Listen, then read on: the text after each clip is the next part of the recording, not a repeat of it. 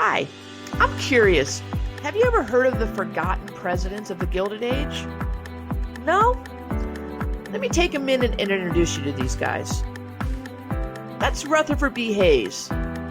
And here's James Garfield. There's Chester Arthur. And of course, Grover Cleveland. And finally, there was Benjamin Harrison. I like to call him Benji. Let's talk a little bit about each of these guys. Rutherford B Hayes was elected in 1877 by virtue of the Compromise of 1877, which brought Reconstruction in the South to an end. He also had to deal with the Great Railroad Strike of that year. And the way he handled that was by calling in the military to put the strike down. He had to keep business in America running.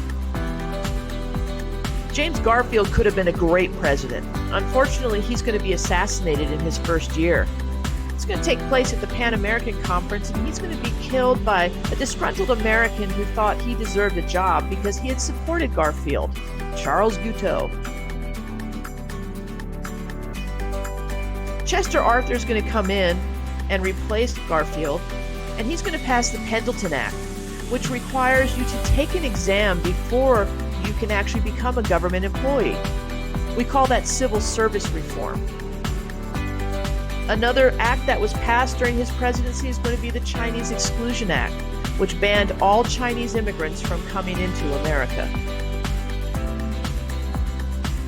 Grover Cleveland is going to be the lone Democratic president during the Gilded Age.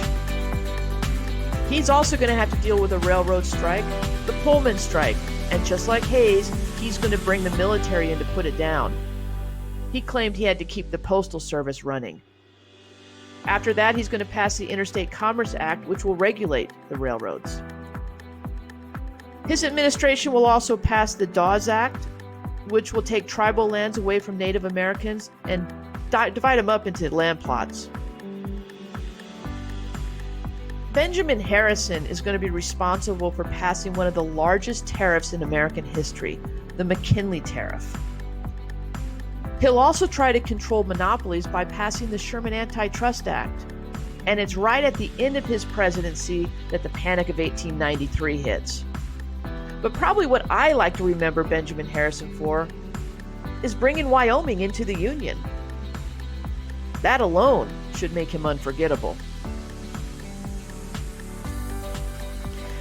These gentlemen are often referred to as the forgotten presidents because they served during the Gilded Age, a time period when we expected our government to take a stance of laissez-faire or hands-off.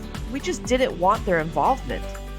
However, each of these men had significant legislation passed during their terms, and for that, they should not be forgotten. Thanks for listening.